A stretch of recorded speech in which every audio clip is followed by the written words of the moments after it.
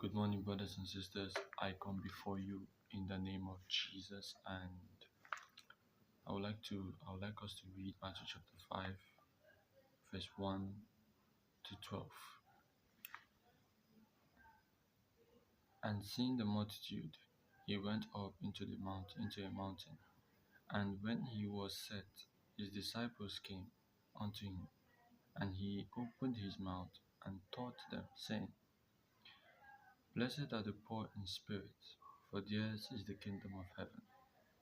Blessed are they that mourn, for they shall be comforted. Blessed are the meek, for they shall inherit the earth. Blessed are they which do hunger and thirst after righteousness, for they shall be filled. Blessed are the merciful, for they shall obtain mercy. Blessed are the poor, pure in spirit, in heart, for they shall see God. Blessed are the pure in heart, for they shall see God. Blessed are the peacemakers, for they shall be called the children of God. Blessed are they which are persecuted for righteousness' sake, for theirs is the kingdom of heaven.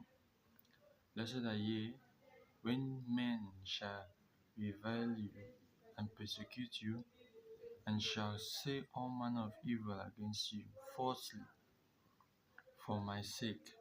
Rejoice, and be exceedingly glad, for great is your reward in heaven. For so persecuted they the prophets which were before you. Brothers and sisters, I'm reading this word of God to enlighten you and to encourage you.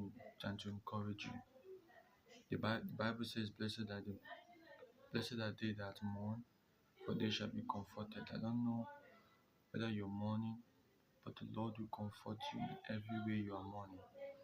Blessed are they that are poor in spirit, for theirs is the kingdom of heaven. Blessed are the meek, for they shall inherit the earth. Blessed are they that do hunger and thirst after righteousness, for they shall be filled. Brothers and sisters, no matter what you're going through, there is a blessing. God will never leave you nor forsake you. He will always be there in the storms. He told us that He didn't promise us that the world will be easy, that the world will be sweet and smooth, but He told us that He will be there with us in the storm. Brothers and sisters, I do not know what you're passing through, or what you're going through, or what trials or tribulations